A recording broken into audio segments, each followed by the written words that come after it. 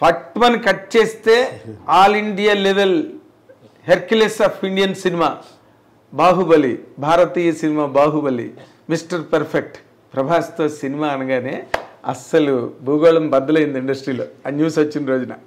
అసలు అది ఎలా జరిగిందండి? న్యూస్ మేమే ఇవ్వలేదండి. మీరు ఇవ్వలేదు, సోషల్ మీడియాలో ఎవరు న్యూస్లు ఇవ్వకుండానే అది జనరేట్ అయిపోతుంది. దాని గురించి ప్రత్యేకంగా పెట్టుకుందాం సార్. అంతేనా?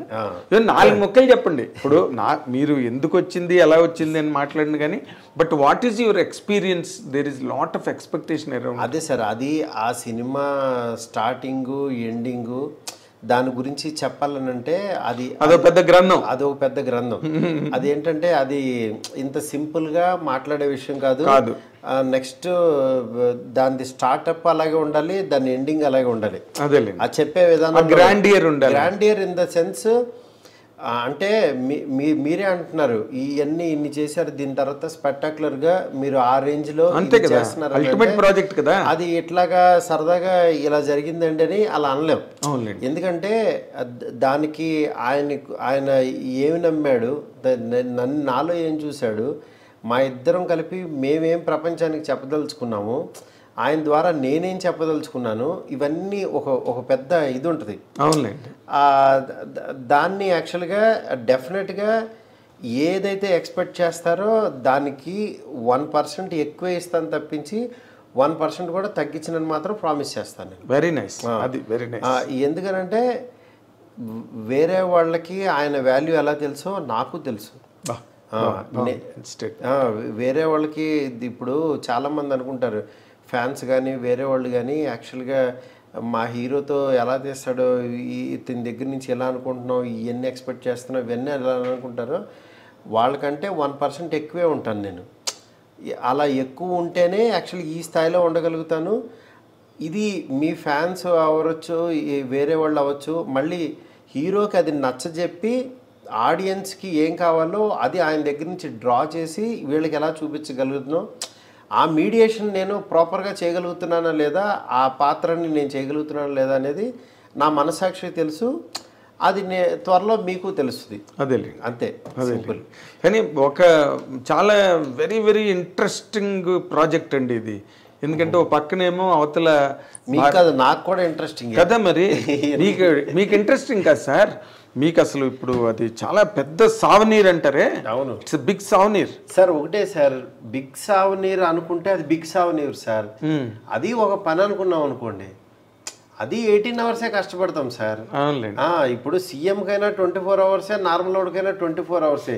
అమ్మ సీఎం సీట్లో కూర్చున్నాను, నాకు 4 గంటలు ఎక్స్ట్రా కావాలంటే ఏమి రావండి. కానీ మన వర్క్ని యాక్చువల్గా ఈ సీఎం పదవిని ఎలా ఇది చేస్తున్నాం, ఎలా టైం ఇస్తున్నాము, మెంటల్ పీస్ ఎలా గెయిన్ చేస్తున్నాం, మధ్య మధ్యలో బ్రీతింగ్ స్పేస్ ఎలా పెట్టుకుంటున్నాం, దేనికి ఇంపార్టెన్స్ ఇస్తున్నాం, దేనికి మన మాట అవ్వచ్చు, మన పని అవ్వచ్చు, దానికి వాల్యూ ఎంత ఇస్తున్నాం అనేది ఉంటుంది.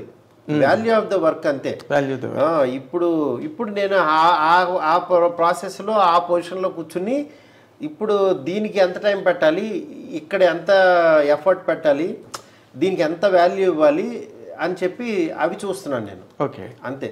Very nice. అంటే ఒకదానికి మాత్రం మేము ఐ డ్రీమ్ తరఫున మీకు థ్యాంక్స్ చెప్పాల్సిన, నేను నాగేంద్ర కుమార్ జర్నలిస్ట్గా కూడా నేను మీకు థ్యాంక్స్ చెప్పాలి. అదేంటంటే నార్మల్ మైండ్ సెట్స్ ఎట్లా ఉంటాయంటే, ప్రభాస్ రేంజ్ ప్రాజెక్ట్ చేస్తున్నప్పుడు వాళ్ళు అంత తొందరగా అసలు యాక్సెస్ అవ్వరు, మాట్లాడరు, ఏదో అసలు ఇంకా అల్టిమేట్ ప్రపంచాన్ని ఓపెన్ చేస్తున్నట్టుగా.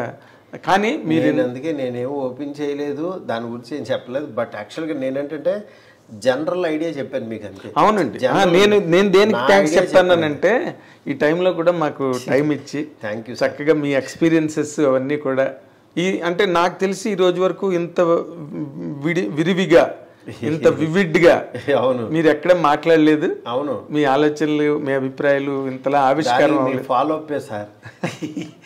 ఎందుకంటే నేను గబుక్కున ఎవరిని ఇబ్బంది పెట్టను. నాకు మీరు నా మీద చూపించిన ప్రేమ అవచ్చు, అభిమానం అవచ్చు, నా ద్వారా ఏదో చెప్పదలుచుకున్నారు, అందుకనే ఈ టైం ఇలా కుదిరింది. ఎగ్జాక్ట్లీ. అంటే మీ జర్నీ నాకు చాలా ఇంట్రెస్ట్ అండి. ఆ జర్నీ ఉందే, అక్కడి నుంచి ఒక ఒబ్లివియన్ అంటారు, అంటే ఒక శూన్యం నుంచి వచ్చి అవును ఒక వర్క్లోకి వెళ్ళి ఒక యానిమేటర్గా అక్కడి నుంచి 2 సినిమాలు చేసి మళ్ళీ మెల్లిగా ఇంకో స్టెప్ ఎక్కి ఆ journey, I love that journey అండి. మీరు ఇవాళ ప్రభాస్ సినిమా చేస్తున్నారని కాదు నాకు అడ్మిరేషన్, అవును, but your journey created all that admiration in me for you. అందుకని నేను ఎప్పుడైనా అసలు I wanted to bring out many things from your heart and you have really fetched me that opportunity to really at this point of time. Thank you so much thank you. మా ఐడ్రీమ్ ప్రేక్షకుల తరఫున కూడా, మా సంస్థ యాజమాన్యం తరఫున కూడా మీకు థ్యాంక్స్ చెప్తున్నానండి. Thank you sir. We wish you all the very best sir. ఎందుకంటే we wish you many more milestones and achievements in your career. ఇప్పుడు మీరు చేస్తున్న ప్రభాస్ సినిమా మొత్తం ఇండియన్ సినిమాకి ఒక జవాబు కావాలని కోరుకుంటున్నాం. Thank you sir. Thank you very much. All the very best అండి.